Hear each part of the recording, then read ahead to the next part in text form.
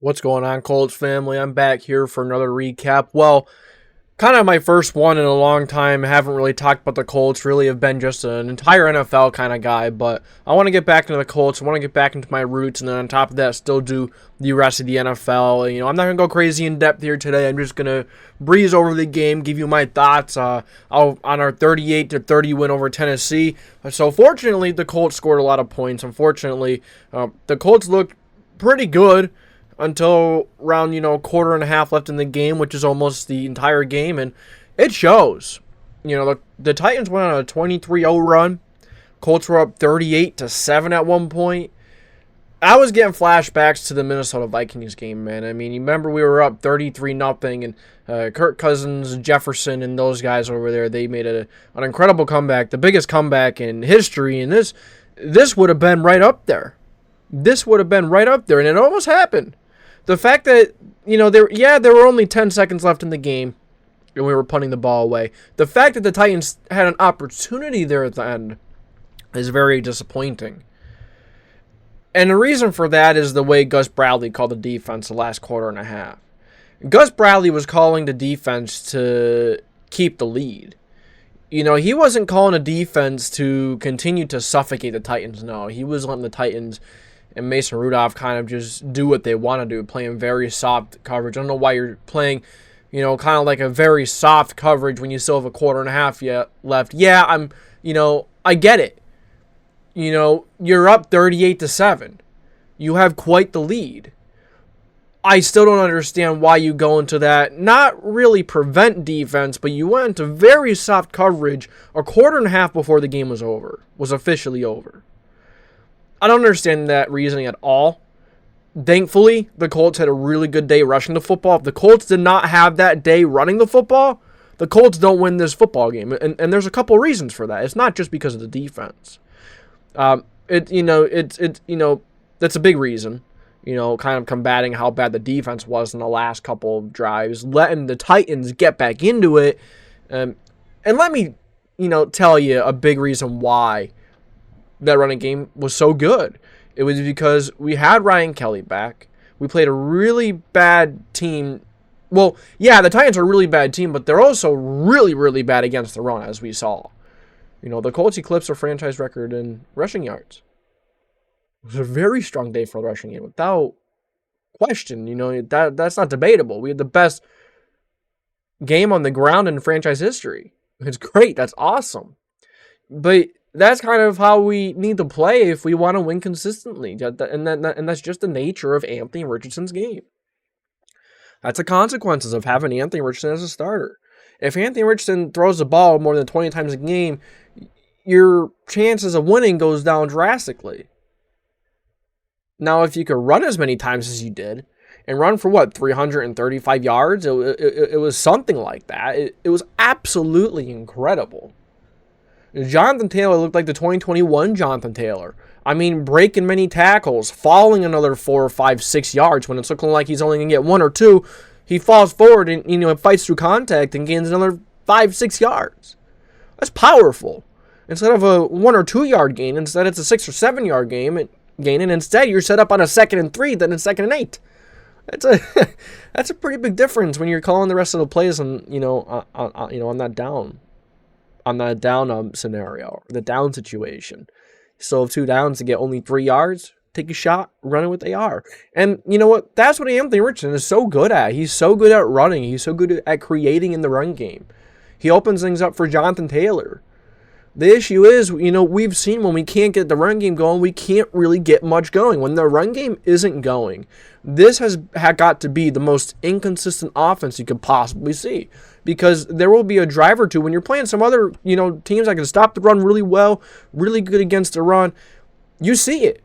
There's a drive here and there where they catch fire because they can run the football. And that's good. That's good and all. When you have a run game that's that dynamic and you could only complete 7 passes in a game and win, that's incredible. But you can't forget who we played either. We played the Tennessee Titans. They're 3-12, one of the worst run defenses in the league. They're horrible against outside run. They're really bad against the running quarterback, as we saw. We saw this.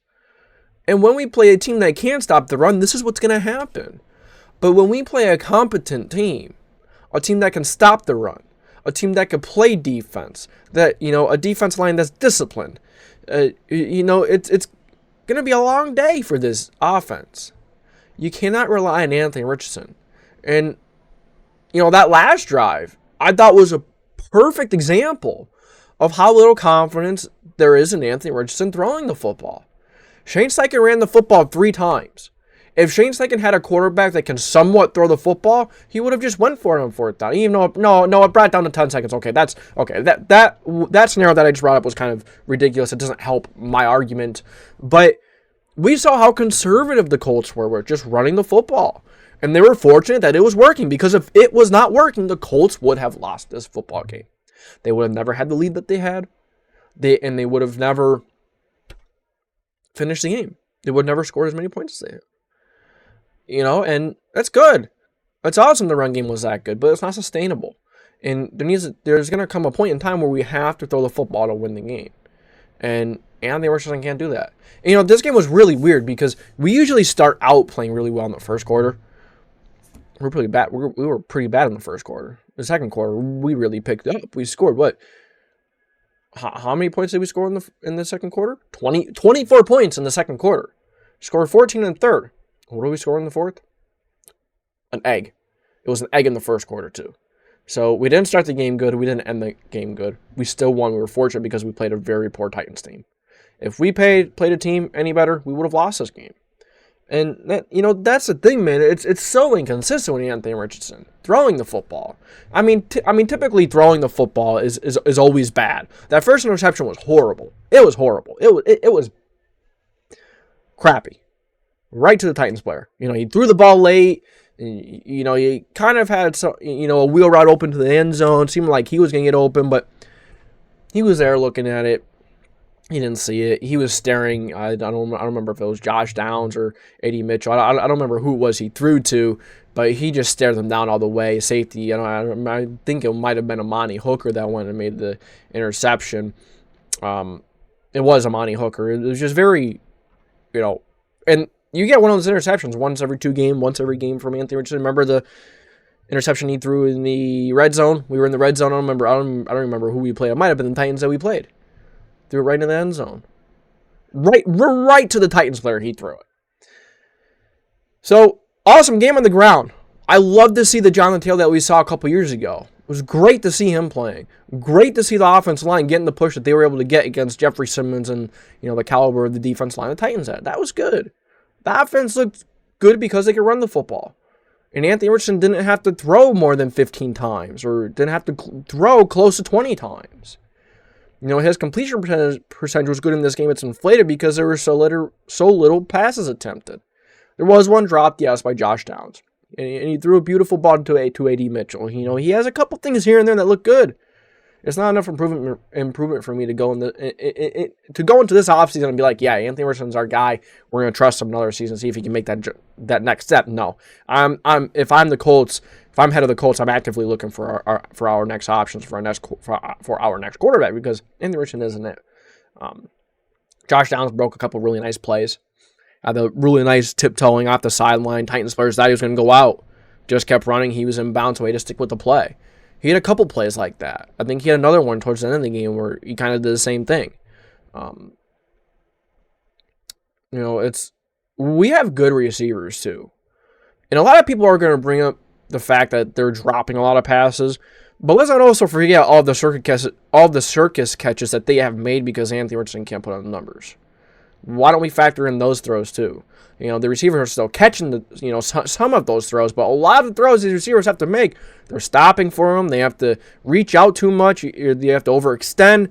It's not accurate. It's not in the numbers. It's not putting it where the receiver it seems like almost every throw, if it's caught, it has to be like a circus catch. It has to be like a highlight catch because of how poor, Anthony Richardson throws it. It's too inconsistent. Sometimes I think he's gotten better at throwing routes where the receiver stops and turns around, like the tight ends over the middle, like the little stick routes, perfect throws. But the receiver's not moving. He's coming back and he's staying right there.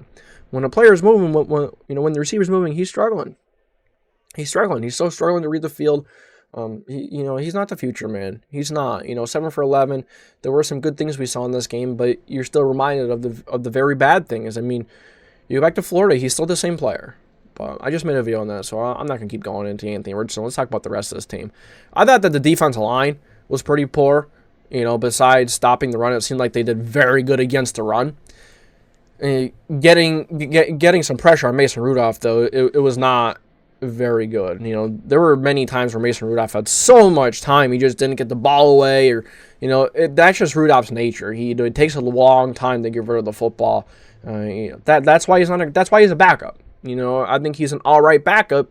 He can give you a chance to win a game, but he's not a starter. He's not gonna lead the way in a huge way. He's gonna be good. He's gonna keep you in the game, but he's not gonna be anything special. You know what I mean? He's a good backup. That's it. And in the last quarter and a half, we made that backup look really good because we're playing so soft. I just didn't understand why. One of the first play, one of the plays early on, Samuel Womack just got flat out beat by Calvin Ridley. That wasn't good. But just the way Jonathan Taylor played, it was able to cancel out all that crap. And then we got like an interception, a couple plays later as well. So we got very fortunate that we played a poor quarterback. He threw 3 interceptions. Anthony Richardson only threw 1. I don't think he fumbled. I was really impressed with the one play where Jeffrey Simmons took Richardson down, and he was at the elbow. He was at the ball, and AR held the ball. That was impressive. I think Anthony Richardson has gotten better with ball security in terms of fumbling and stuff like that. But just throwing the football, he can't take over a game in that aspect. He could take over a game with his legs, 100%. I mean, what do you have, like 70-some yards rushing? What was it? It was 9 carries for 70 yards, a 78.5, a 7.8 average with 1 touchdown. I mean, we all know what he gives us on the ground. It's throwing the football that's the issue. He has a cannon, yeah. He can run, yeah. But he can't make those crucial throws to make the catch easy on the receiver as well. I mean, you don't necessarily have to make the catch easy, but you don't want to have your receivers having to make circuit catches every play. You know what I mean? Every time they're going to catch the football. But yeah, the defense line, back to the defense line, I was pretty disappointed with the defense line in terms of the pass rush and getting pressure on Rudolph. Way too many times, it felt like the majority of the game, Rudolph had way too much time to throw. A couple times, towards the end there when they were making their comeback, just way too much time to throw. Like, what are we doing? And kind of also a result of not keeping the offensive line, off balance, not really blitzing at all. Just not happy. Not happy with the way that the defense, the defensive line played. I like how Carl Ellis has played. Sorry, Franklin, he's fine. He's good. We like him. Cornerback-wise, Samuel Womack, I mean, he was beat, but then he had the interception. He had 1 interception. No, it was almost an interception. He was out of bounds. And then a play later, I think it was a play or two later, he got one off the tip pass. That was good. That was nice. Kenny Moore had a couple of really nice interceptions, even though they were kind of thrown right to him. There's one at the end was thrown right to him, and the other one, Kenny Moore just, kind of baited him. It was nice. Sometimes Kenny Moore has those 2 interception games. He does have those games once in a while. Awesome to see. Very good to see. But yeah, I mean, that's really it, man. I think we're ready to move on from Gus Bradley. I think we're ready to move on from everyone except for Shane Steichen. That's my take. Is there anyone else you really think we should move on from except for Shane Steichen? Do you think Shane Steichen should go? I don't think Shane Steichen's a problem. Shane Steichen is forced to water down the offense. He's forced to play the offense in a certain way because of Anthony Richardson's lack of ability to play the quarterback position the way it's supposed to be played. Very good at running the football. He's dynamic in the run game, and he opens things up for the rest of the run guys, for the rest of the running backs, and makes it easier on the offensive line. But passing the football, he just can't get it done. He won't get it done.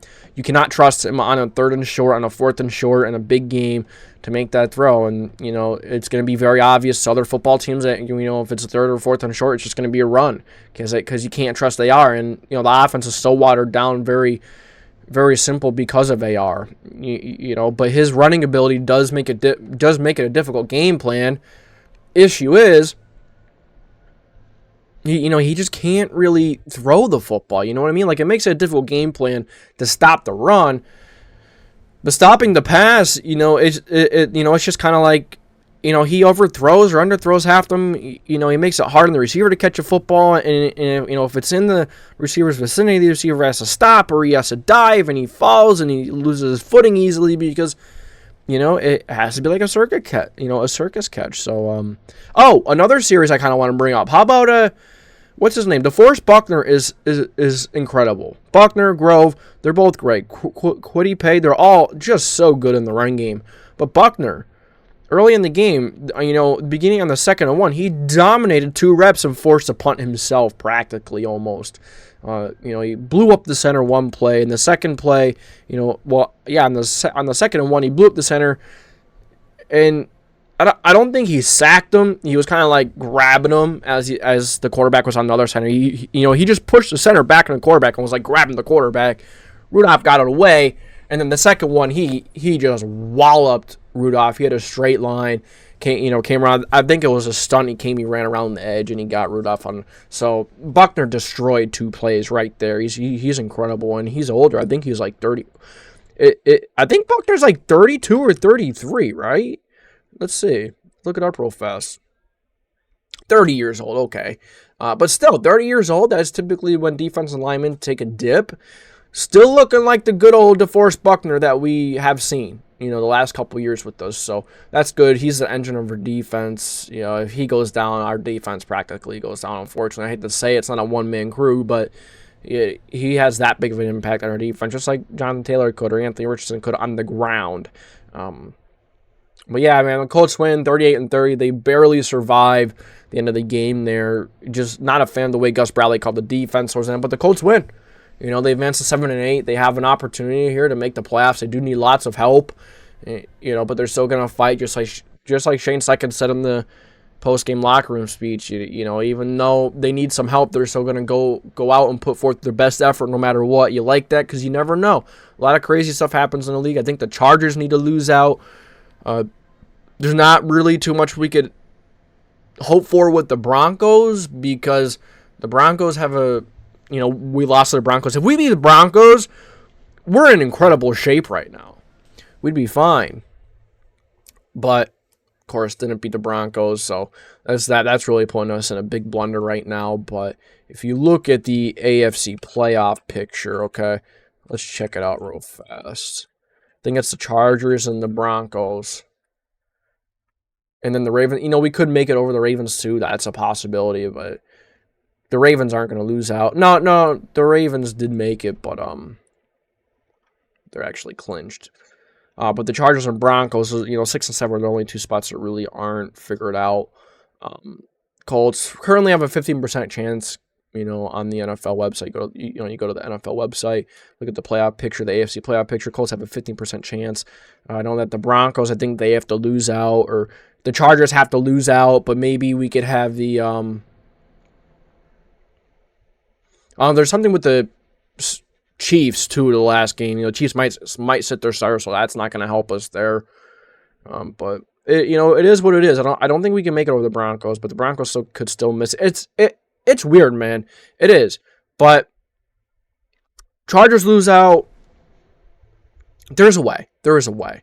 But we have to win out. We have to take care of business ourselves first. But yeah, I appreciate you guys chilling out here, listening to me talk some Colts football for a little bit. We actually went almost 19 minutes. I didn't expect to go this long. I thought this was just going to be a quick, not really too much of an in-depth, but I went into it, man. And, we win 38-30. Unfortunately, we let them rally back at a certain point, which was not good at all. Again, some flashbacks to the Vikings game.